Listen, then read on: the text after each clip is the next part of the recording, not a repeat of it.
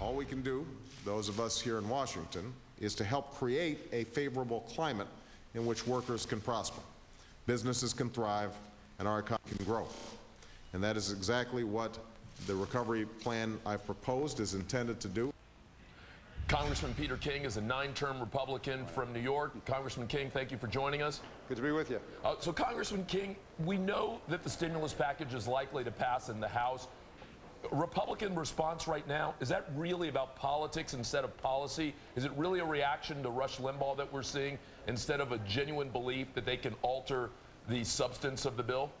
No, I think certainly in my own case, and I would probably vote no, is that we know this is coming back again, that there's going to be a bill passing the House tonight. There'll be another one passing the Senate. Then there'll be a conference. And even the President pretty much indicated that there is room for improvement, and that during the conference period, he urged us to meet with Larry Summers with ideas we have. My concern with this is that even as Alice Rivlin said, there's really not enough for the short-term stimulus, to affect unemployment right now, and to me that is a real factor. Now, there's good in there. To me, the Medicaid increases are very important for a state such as New York. Yeah. So, it's a close call for me right now. I intend to vote no, but again, when it comes back, I think we have an opportunity to improve it. And the president, by the way, did make a very good impression. Did you just say that the Medicaid provision is important to New York? Yes, it's very important to New York. What does that have to do with economic stimulus? What it does is it puts tax money in taxpayers' wallets. The reason I say that is that this is not going to increase Medicaid spending overall. What it's going to do, it's going to increase the subsidy, if you will, to the states. And in New York, 50% of that is paid by property taxpayers. So that $10 billion coming into New York will have a significant tax relief effect on homeowners, especially in my district, where almost everyone is a property taxpayer. Congressman King, let me go back to recent Republican criticism of the stimulus bill that there aren't enough tax cuts. They're already north of $200 billion. The House package calls for $212. President Obama's original package called for $275 billion in tax cuts.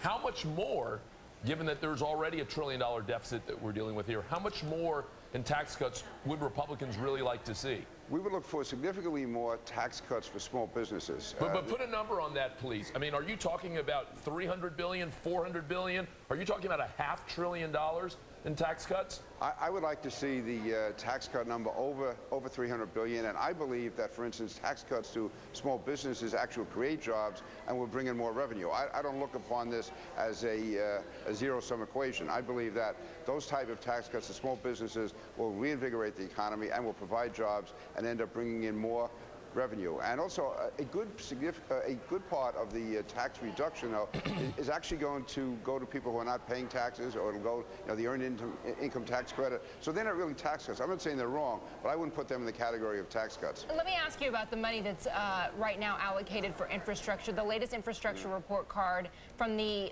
civil engineers, the American Society of Civil Engineers, a D, and they say it's going to take more than $2 trillion to bring the nation's crumbling bridges and rail systems, roads up to speed. So given that, I mean, here you are from New York, a state which needs some massive infrastructure spending. Right. Would you like to see more on that front? Yes, I would. In fact, it's not often that I vote with Congressman Nadler, but he's going to have an amendment tonight to increase the mass transit money, I think, by several $billions, and I'll be voting for that. And even that is not enough. We do need more money on infrastructure spending, and that's one of the reasons why. Well, so you feel conflicted then about this bill because it offers a lot of what you want. Yeah, but we need more on the infrastructure. We need more on the infrastructure. And I am conflicted. I said this is a very close call for me. Yeah. But on balance, I am going to vote no. And I hope that by the time it comes back and we go through conference, I'll be able to vote, for the final version of it. Congressman King, thanks so much for your time today.